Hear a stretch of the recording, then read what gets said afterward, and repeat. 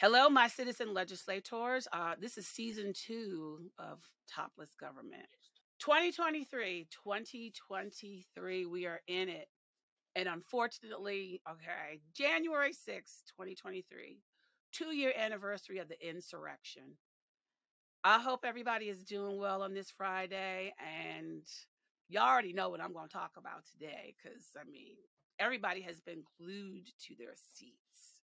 So y'all know that the Republican Party, the Grand Old Party, the GOP, has a 9-seat majority for the 118th Congress.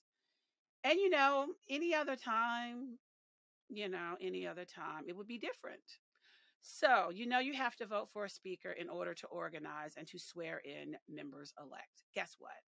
It's Groundhog Day, people. It is Groundhog Day in Congress, and I am so here for it. I am truly here for this.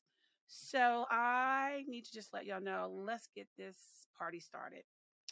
So we're going to talk about the speaker's race and Representative-elect Kevin McCarthy, Republican from California. 3 days, 11 manual roll call votes, people. 11 manual roll call votes. They are calling all 434 members of Congress. And I know some of you may be asking, wait a minute, I thought it was 435.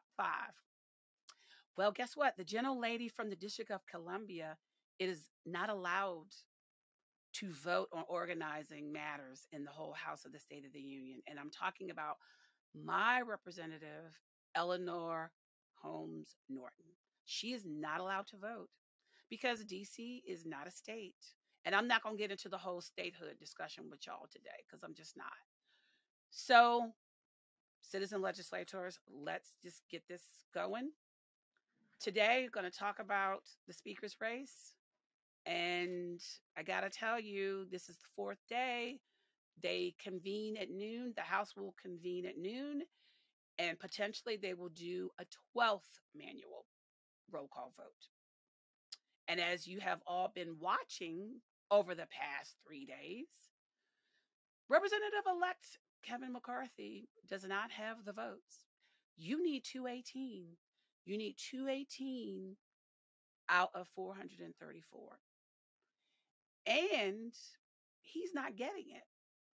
There are the same 21 people, that Republicans, that continue to vote no on him. And there are particularly, I would say, maybe 5 to 6 hardliners that are basically saying, no, Kevin, no. And, I don't know what the end game is. And I know a lot of you are probably asking yourselves, what is the end game? Those that are supporting Representative-elect Kevin McCarthy, they keep saying, oh, we're close to a deal. We're close to a deal. We're close to a deal with the 20. Or the 21, pardon me. They're not close to a deal. Kevin McCarthy has given away the farm. I'm going to go into some political, procedural, parliamentarian jargon, and I apologize in advance. But this is how your government works. This is how the sausage is made, and it's not pretty. Basically, this is it. The biggest sticking point is the motion to vacate the chair, which means you can remove the Speaker of the House at any time. So this is what he agreed to. He agreed to, first, 5 members of the Republican conference could bring it up the motion. Now they've reduced it to 1 member of the conference could bring it up. 1, people. And then, you got the nerve of some of these Republicans who are on CNN this morning saying, oh, there's no difference between 1 and 5. I call BS on that. There is a big difference because essentially, if they don't like how the speaker is operating and leading the full House, they can oust him. They can oust him. Come on, people. Republicans have a 222 seat majority. The Democrats have 213. The House, it rules on majority. I mean, it does. And so he's given that up. He's ceded that point to them. He's also basically said that members of the Freedom Caucus could be on the House Rules Committee. And the House Rules Committee has been called in the past the Speaker's Committee because it wields a lot of power. The House Rules Committee actually, it operates on the debate of the House, on what rules of debate will happen. And that means that during a debate on a particular piece of legislation, you have to testify in front of the Rules Committee, and they adopt rules of debate. So they control the legislative agenda. So he's conceded that point to them. Then on top of that, when it comes to congressional hearings and testifying, members of the Biden administration can no longer do virtual testimony.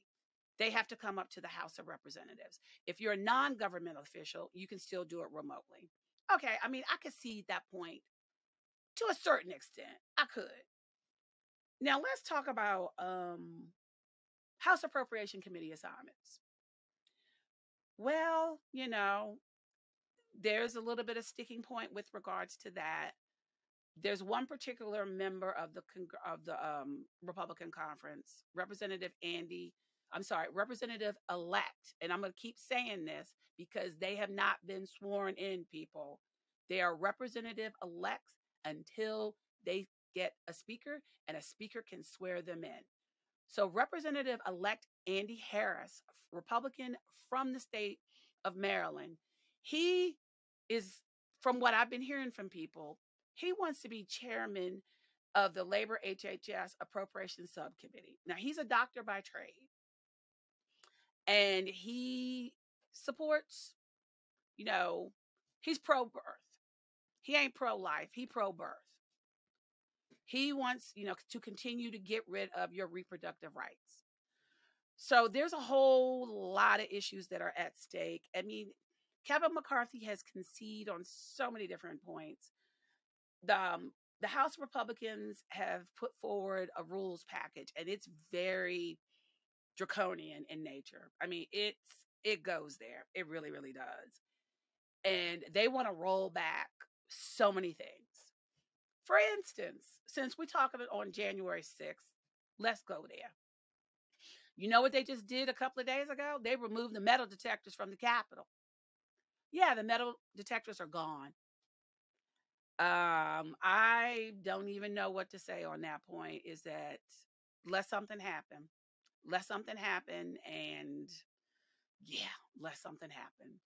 And then on top of that, in the past, in the 117th Congress, if you wanted to go meet with an office, you had to be escorted in by congressional staff. Not anymore. I mean, I get, we're, slowly coming out of the pandemic, but we have a new variant of COVID-19. And it is contagious, but as of right now, the CDC and other medical officials are saying, the hospital rates haven't risen because of that variant. But people, we're still in a pandemic. But, I digress on that point because I know y'all want to talk about what's going on now. Groundhog Day, Groundhog Day, Groundhog Day. I will tell you, Kevin McCarthy there's no way that he's going to get past this because every vote has been Representative-elect Hakeem Jeffries, Democrat from New York, who's the new Democratic leader. He gets 212. Representative-elect Kevin McCarthy got 200. Then you have Representative-elect Hearns, Republican from Oklahoma. I believe he got like maybe 10 votes. Then you had the former president got 1 vote from Representative-elect Matt Gaetz, Republican from Florida. And then you had 1 from Representative-elect Byron Donalds. He's a Republican from Florida, and he's black. He's a black man. And he's one of the hardliners when he's never Kevin McCarthy. And I know that they continue to negotiate. They want systematic change of how the House of Representatives operates. They want regular order, which means things need to be done in a precise way, allowing people to have, the right to debate on the floor, to offer amendments. I mean, people, they're going past the point of they want to open rule on major pieces of legislation, i.e., appropriation bills. And you know what? And I get that. I truly do. I get it. As a former staffer, I always hated when they did omnibus appropriation bills. And what I mean by that, that's wrapping up all 12 appropriation bills. And they could be thousands of pages. I mean, just like, the Consolidated Appropriations Act of 2023, that was over 4,700 pages. 4,700 pages. And normally under the House rules, or at least for the 117th Congress, it was 48 hours that you could look at a piece of legislation before it was voted on. And so, the hardline Republicans are like, no, we can't operate like that. But I'm going to tell you, it's the question of leadership.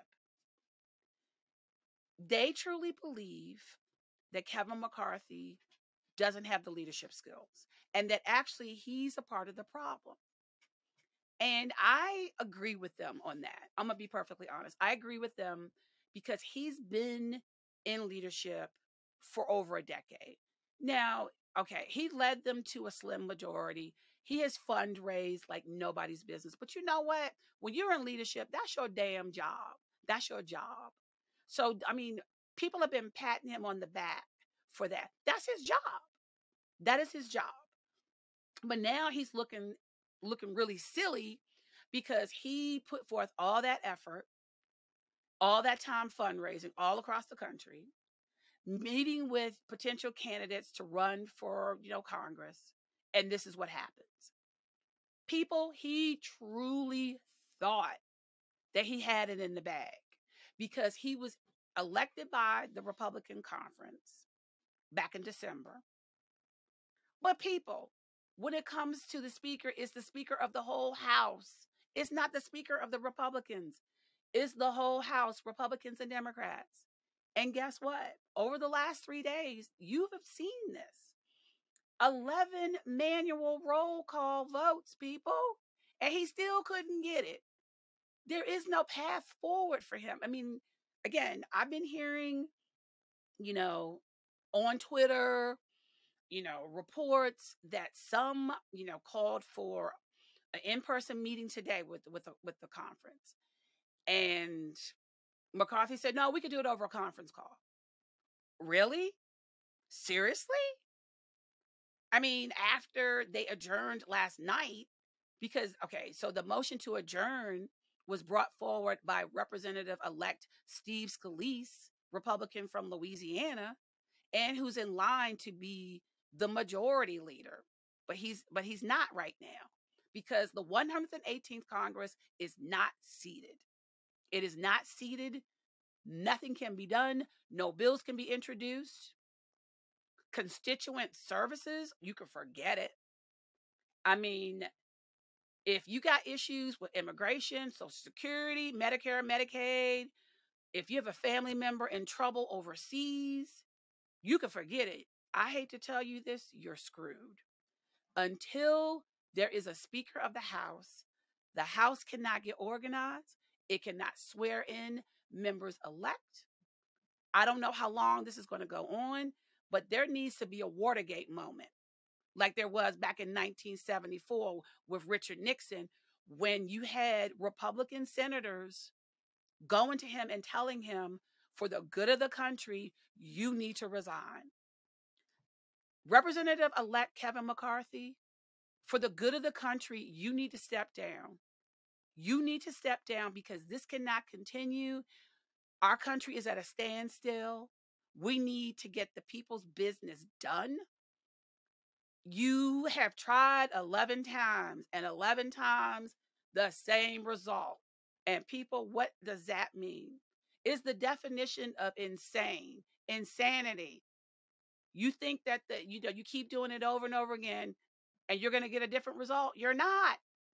You need to step down. You really need to step down for the sake of the country. Y'all need to move on. Yes, you have a 9-seat majority. It's slim. And we already know that you're going to go after the Biden-Harris administration, the cabinet officials. We already know you want to investigate his son. Okay, fine. Oversight. Oversight is a function of Congress. We totally get that. But I'm going to tell you this.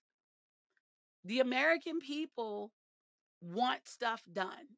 They want stuff done. And we need to get past this. You need to step down. Somebody needs to tell you from the Republican conference, you need to step down because I'm sorry, this is embarrassing. This is embarrassing. And I know a lot of Republicans in the conference are saying this is not weakening him. It is weakening him. It's actually weakening the office of the Speaker. And can we talk about the office of the Speaker and the fact that Representative-elect Kevin McCarthy made the decision to move into the Speaker's suite in the Capitol? He just did it. But guess what? A member from his own conference, and y'all shouldn't be surprised of who I'm telling you who it is. Representative-elect Matt Gaetz from Florida wrote a letter to the House clerk and asked, why has he moved into the Speaker's offices? Why has he done that? What rule allows him to do that? Is there a precedent for that? Why? Can you tell me why? And also, I've heard from congressional staff, the Republican conference had a conference call, I guess it was like Sunday or it was Monday. And Representative-elect Kevin McCarthy was, making his case for Speaker. He had the audacity. He had the nerve. Wait for it. I earned this. I earned this. Entitled much? You didn't earn anything. You did your job. You want to be Speaker. I don't know why you want to be Speaker because you pretty much gambled against yourself. You do not know how to negotiate. I mean, the thing is, I'm going to say it again. In principle, I mean, I agree with some of the 21 that have consistently voted against him. And in particular, I agree. I can't believe I'm saying this. With Representative-elect Roy Chipp. He's a former staffer. He's basically like, look, all I want is the opportunity for us to have a full debate on the House floor. As some of you sometimes watch C-SPAN, or you go on house.gov and you're watching the live proceedings of the House of Representatives, I know y'all notice there are not that many people in the chamber.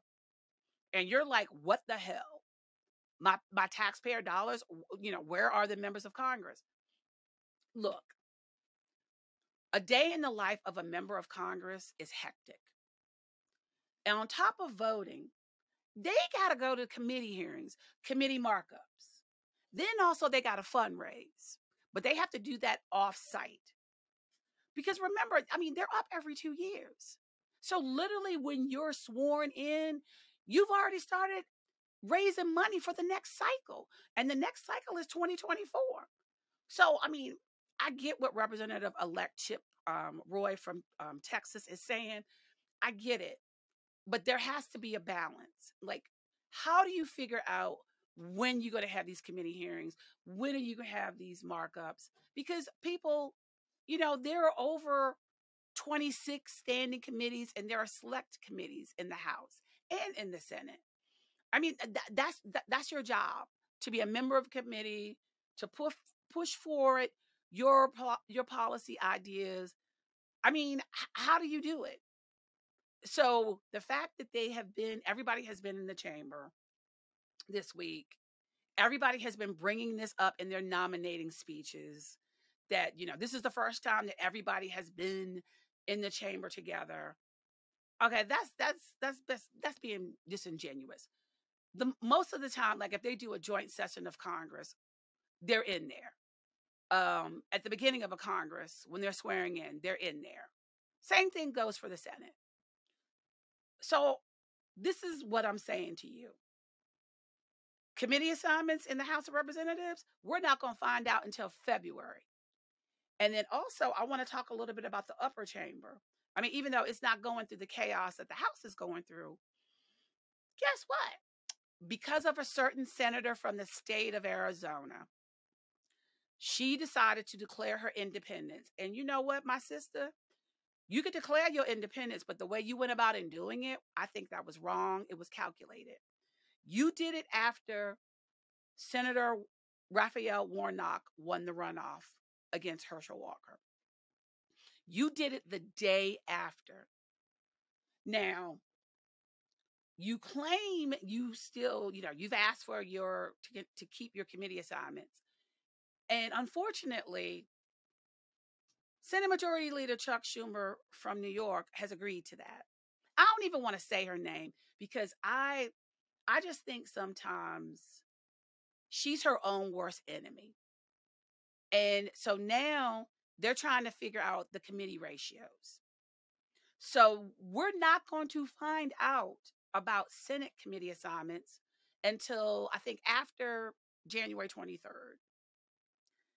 I mean, I don't understand what people are thinking. I mean, this particular senator has her own agenda, and she's up in 2024. She's up in 2024, but she keeps saying that she wants to be like the late John McCain. She's not. She's not. She really isn't. She's doing a disservice to her constituents. And, you can do whatever you want. You can follow the beat of your own drummer.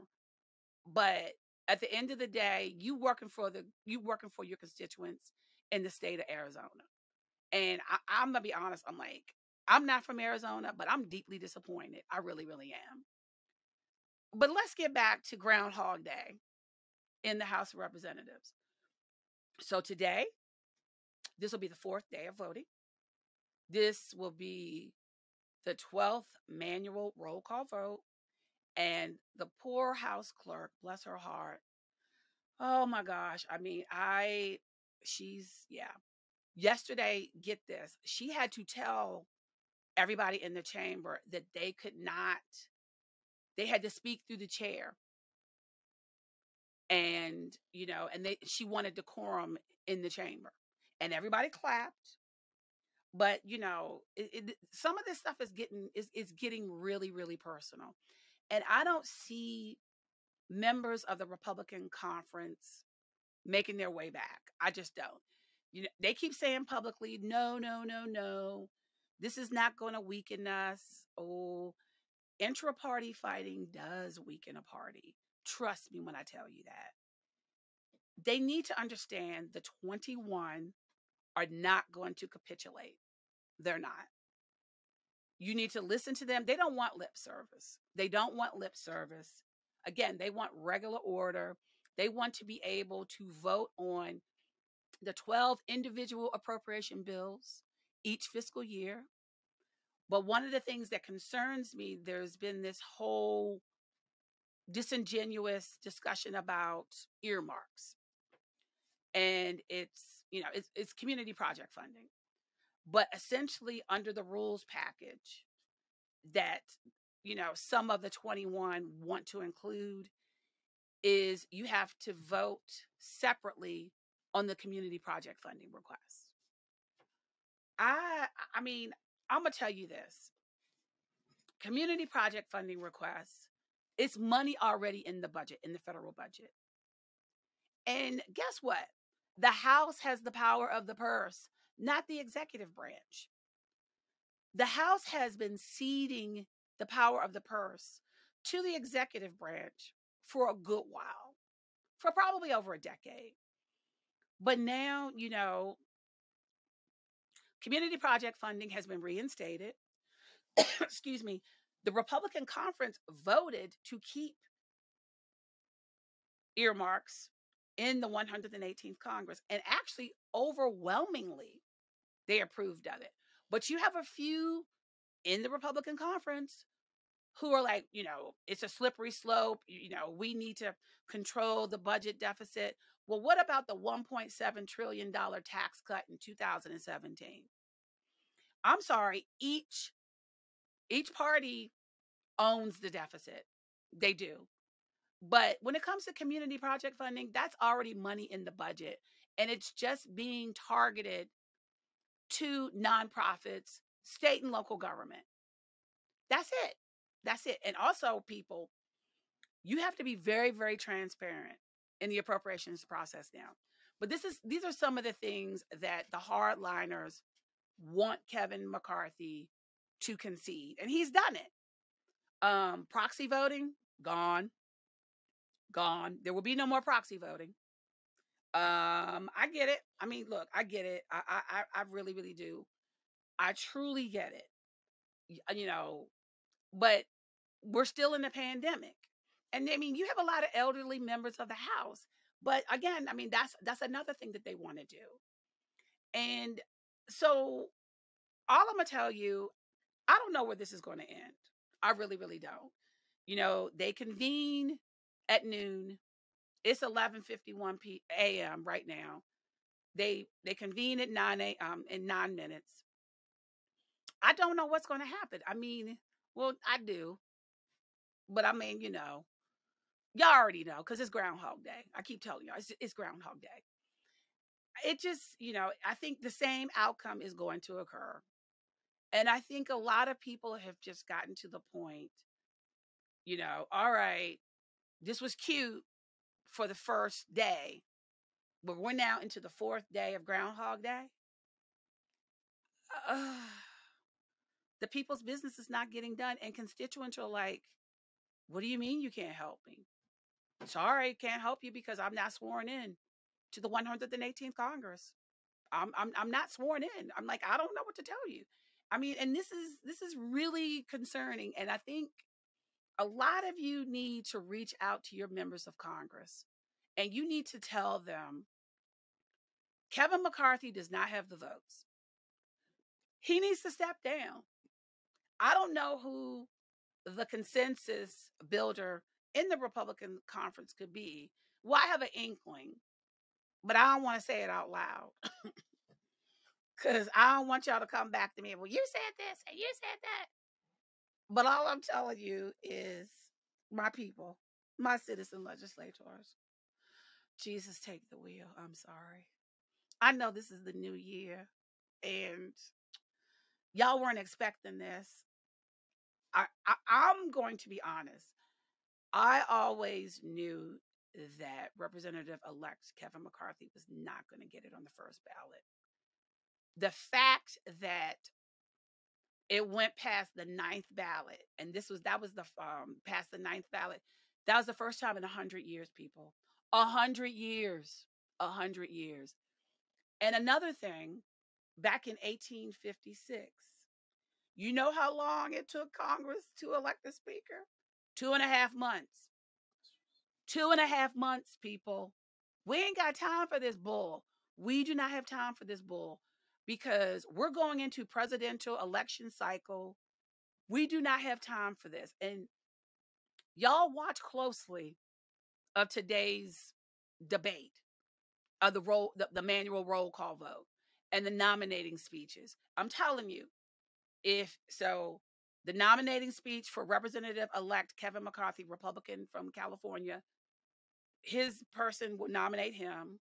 And then the nomination for Representative-elect Hakeem Jeffries, Democrat from New York, he's the Democratic leader. Then someone will nominate him. And then y'all need to wait.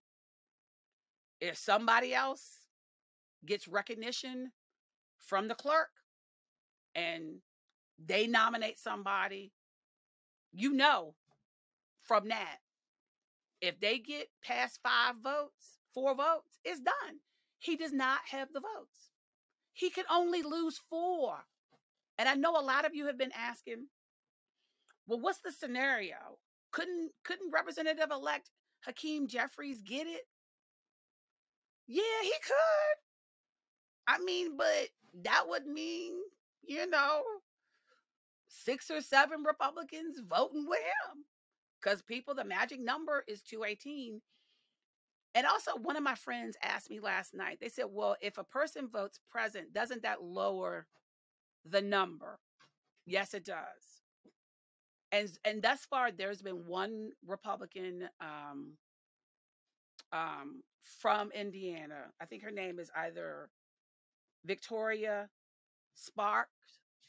She's been voting present. I mean, she consistently voted present yesterday, and I believe on Wednesday. So if more people vote present, there could be another scenario that you would see. I mean, but as of right now, I mean, Hakeem Jeffries has been consistently beating Representative-elect Kevin McCarthy in the numbers. But remember, you need 218. And so I know yesterday there was 432 votes cast in the chamber. I look, at the end of the day, we just need to have this done. I personally just think that Kevin McCarthy just needs to step down and then allow the conference to choose a consensus builder in the conference for them that they believe that will lead them. I am under no illusion that this will happen because Representative-elect Kevin McCarthy has said publicly that he's not going to stop. He's going to continue the fight.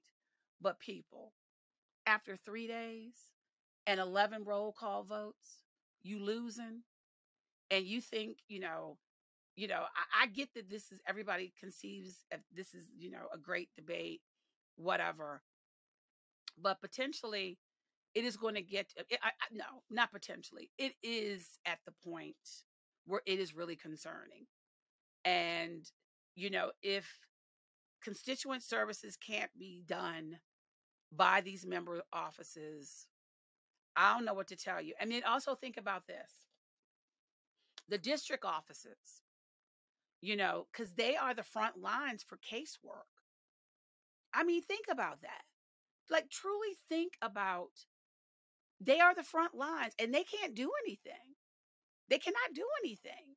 And I mean, and this is sad and it's a little pathetic. I mean, this should have been resolved internally in the Republican conference months ago. I mean, I've read the letters that that those that have been against Representative-elect Kevin McCarthy, at the end of the day, like any human being, they want to be heard, they want to be seen. But in this instance, it's affecting our country. And I know a lot of them, want the limelight. They want the media limelight because they want to get on these important committees. And they want to shine. They want to get their 15 minutes of fame, people. You know what? I don't think that that's right. I don't think that their constituents would appreciate that. But you know what? We're living in a different paradigm when it comes to politics. Because the one thing that I've noticed with Republicans and those that vote Republican, they just want to see their members of Congress embarrass others who they perceive as their enemies. That's what this is about. And then think about how the former president has weighed in.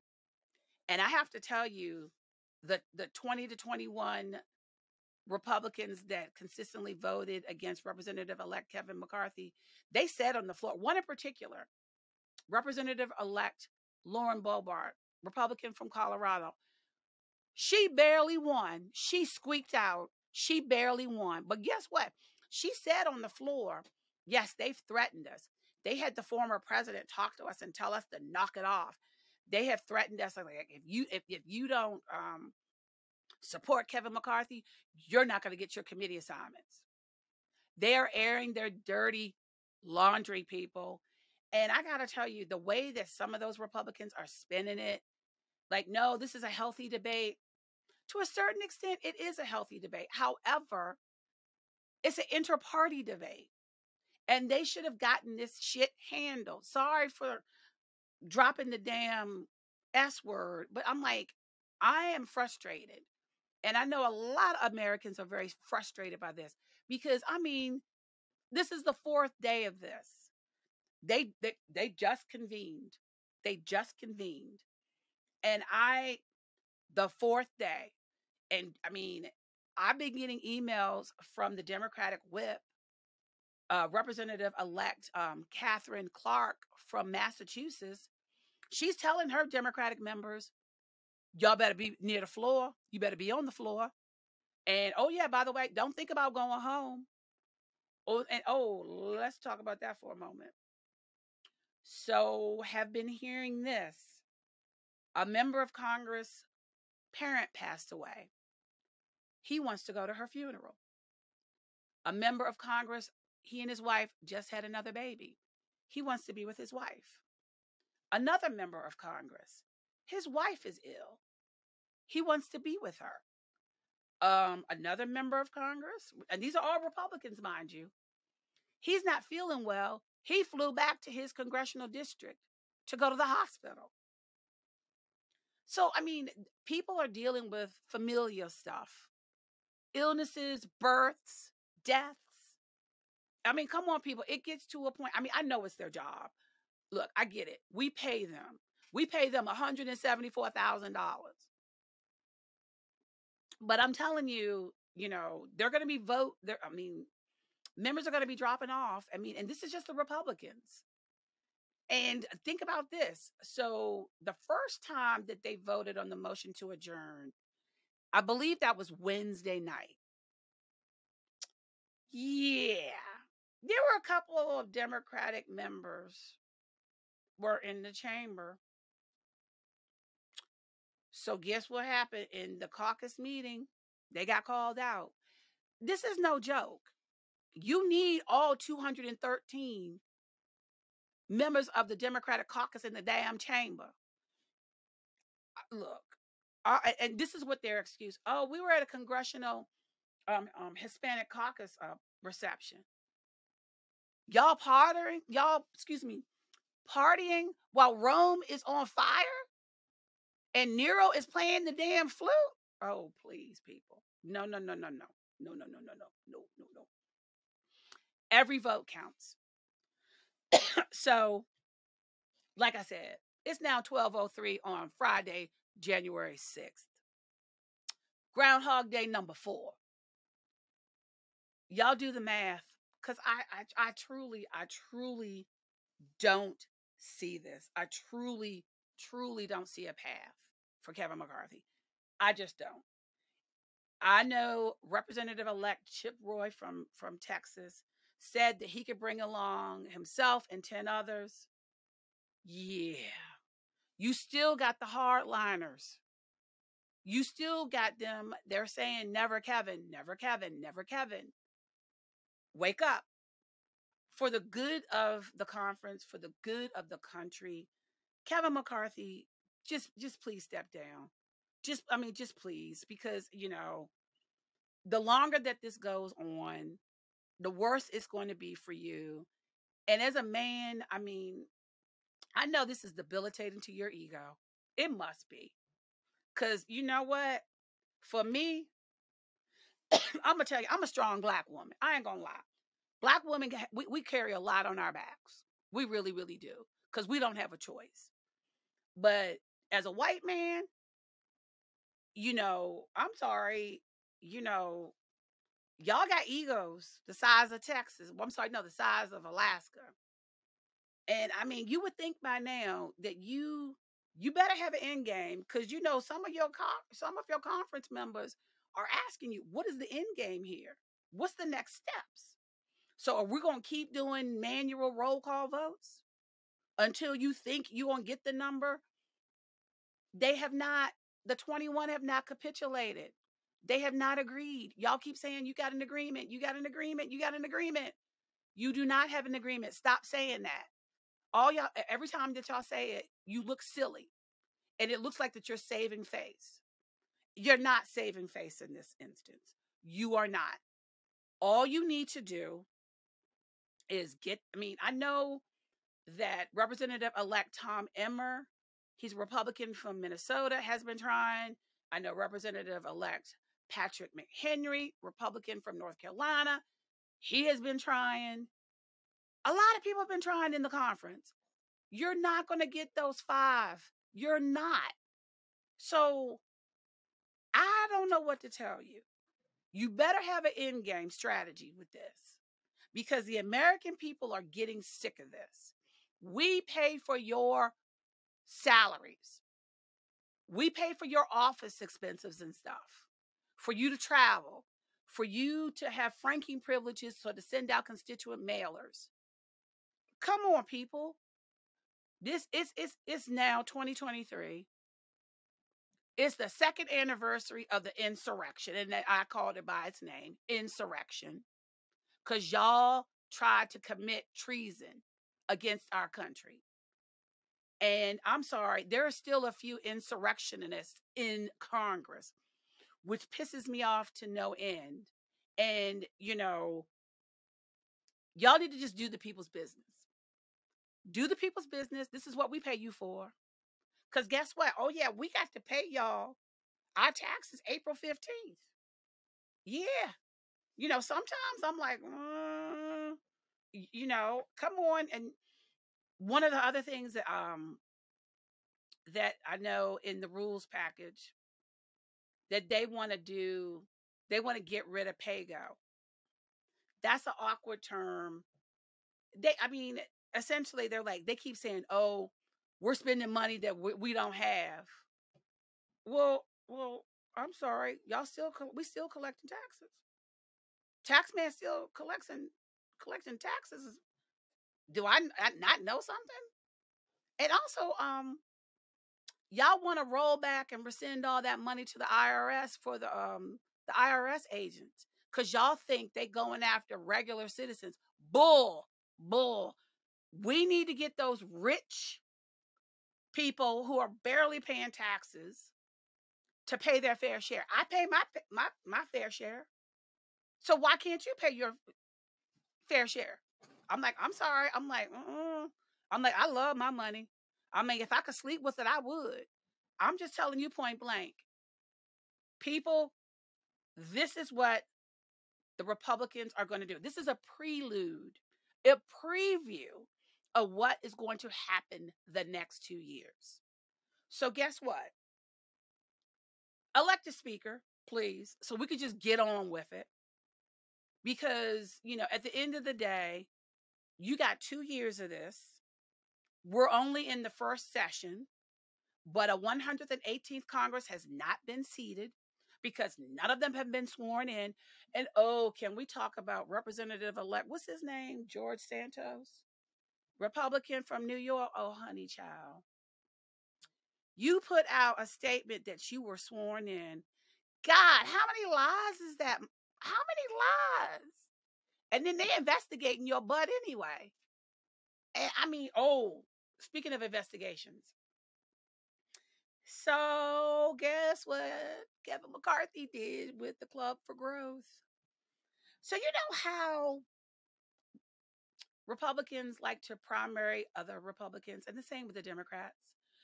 Well, he cut a deal with the Club for Growth that basically said that a Republican cannot primary another one.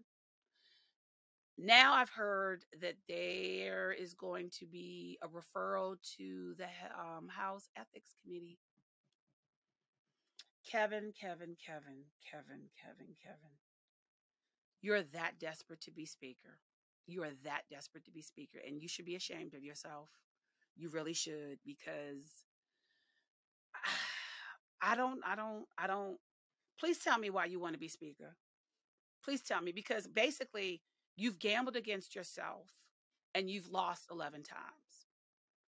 You've negotiated yourself with little to no power for the speaker. You're actually setting a precedent for future speaker elections. You are. Just think about that. I'm thinking about the institution as a whole. You have denigrated the institution of the House of Representatives. You have. I'm going to say it again. You do not have the numbers. You do not have the numbers.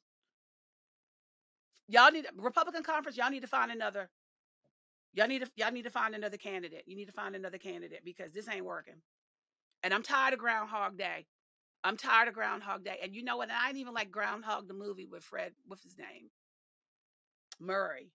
Bill Murray. We cannot keep repeating this. We should not be repeating this. But as of right now, okay, it's 10 after noon. I'm pretty sure the nominating speeches have started. Then once they're completed, they're going to do the 12th manual roll call vote. And we'll see what happens. You know, I don't know. All I'm going to tell you is this. Republicans, y'all need to do something. Because remember, 20 to 21 Republicans have consistently voted against Kevin McCarthy over the past 3 days. That is a fact. It is not hyperbole. It is a fact. And y'all need to get with it. You need to stop dilly-dallying. You need to stop fabricating stories and saving face. There's no saving face anymore. There is no saving grace anymore in this. We're beyond that now. We're truly beyond that now. Only thing that you can do is to have another internal conference, meeting, and just come up with a new candidate. And speaking of which, former Republican Jason Amash from Michigan, he's been on the House floor because he thinks, well, I could be, I'm here. Because guess what, people? You don't necessarily need to be a member of the House to be Speaker. You don't. Constitution does not require that. You do not have to be a member of the House to be Speaker. And I know a few of you, when on my TikTok reels, have been saying, excuse me, they just want to bring the former president back. Well, Representative-elect Matt Gaetz did vote for Trump, the speakership. He did. But, I mean, end of the day, they're not going to get the votes. Kevin McCarthy is not going to get the votes. They need to convalesce around somebody else. I'm not going to tell you who I think that they should because, y'all figure it out. All I'm telling you is this is Groundhog Day. And I love how Republicans have been accusing the Democrats of enjoying this and that they had popcorn on the House floor. And then one Republican member of Congress had the nerve to say they over there drinking alcohol. And then when a reporter pushed on it, well, if it would, what do you mean? They've been pushing back on me about this. If it wasn't true, why are they defensive? Oh, girl, please sit down. Karen, sit down. Sit down. There was no alcohol on the floor. Come on now. I'm like, the Democrats are not going to do any favors for the Republican. Why should they? I mean, they're in the minority. It's the majority's party. It is they have to govern. They're in power. It's their jobs. The Democrats are now the loyal opposition. So no, don't. They're not going to do you any favors. They are united, people. They are united. So I don't know what to tell you, Republican conference members. Y'all do the right thing. Please do the right thing. Please do the right thing. Please just do the right thing. Yeah. If this continues on, I'm gonna have to do another episode. Because I want to talk about other things, but this is where we are right now, and this is how your government works. I want y'all to just continue to be vigilant, to keep watching this, and just remember, please remember this come 2024. Please remember this next November. Please remember this because I'm telling you, November 2024, please remember this because, again, for the next 2 years, Y'all think it's bad now? They've only just begun. And I know that's a Carpenter song. But truly, I'm not feeling melancholy. I am actually I'm embracing this because we need to just be vigilant. We need to mobilize. We just do. And what I mean by I'm talking about we, those of you who want to see us do better as a country. You know, for me, I just want them to govern. Now, they want to do these shenanigans, these oversight hearings.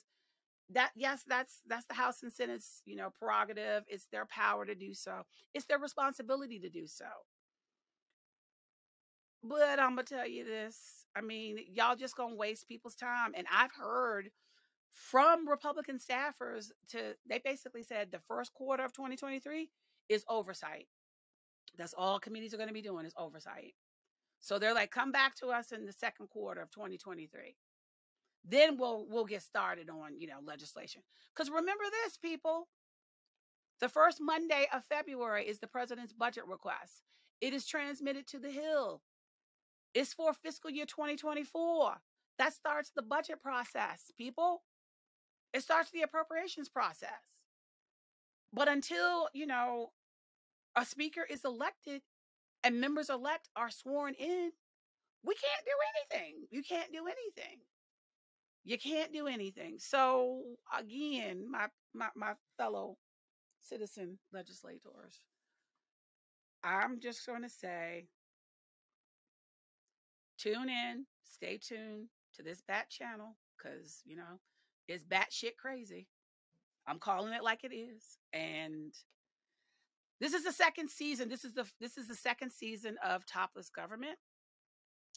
Remember, I actually had to explain this to a Hill staffer this week. I was telling her about my podcast and I said, well, do you know Schoolhouse Rock? And she's like, no. And her colleague busted out and said, what? You don't know? Are you kidding me? And she's like, oh, no, wait a minute. Girl, I had to start singing, I'm just a bill here on Capitol Hill. Then she knew what I was talking about. This is what I'm telling you. This is what my podcast is about. It is civics for the masses. It is to educate you about how your government works. I am providing you with the tools necessary to make decisions on who you vote for, to make decisions on what, policies you want to see in Congress passed and signed by the president. But I digress. Again, this is Topless Government. It's a government and politics show. I hope that you have enjoyed this. I hope I didn't rant too much, but I get really excited about this. You probably already know that. I get really excited about this. But I would be pleased if you would subscribe, rate, and review the show. We're on YouTube. We are on YouTube. I think we have like 5 or 6 episodes on YouTube. We do Facebook Live on occasion. I'm on TikTok, people. I've done close to, I think, 21 reels, and it's Topless Government on TikTok. I've been doing a lot on there, and I hope if you follow me on TikTok, please follow me on my podcast. Again, on YouTube, I'm on Spotify, Player FM. Just, please check out my podcast. I'm trying to make it relatable, fun, and just, educating you about how your government works. Because as taxpayers, come on, people, these people were paying for their taxes. And one person said to me, so we're paying for chaos right now. I'm like, yeah, you pretty much, that's what you're doing. So this is a production is courtesy of Marcus Donovan, the Pasteurized Chef. And this is a District Dog Face Studios production. Also, y'all need to tune in to the District of Misfits show. They're back every Sunday evening, 10ish. Thank you for the opportunity for me to share my thoughts about Groundhog Day, day 4 of Groundhog Day, and the speaker race. Just remember, I'm trying to give you my knowledge and my thoughts. And I look forward to geeking out with you again. Stay tuned. Turn in to this bat channel. Thank you so much, and have a good day. Ooh.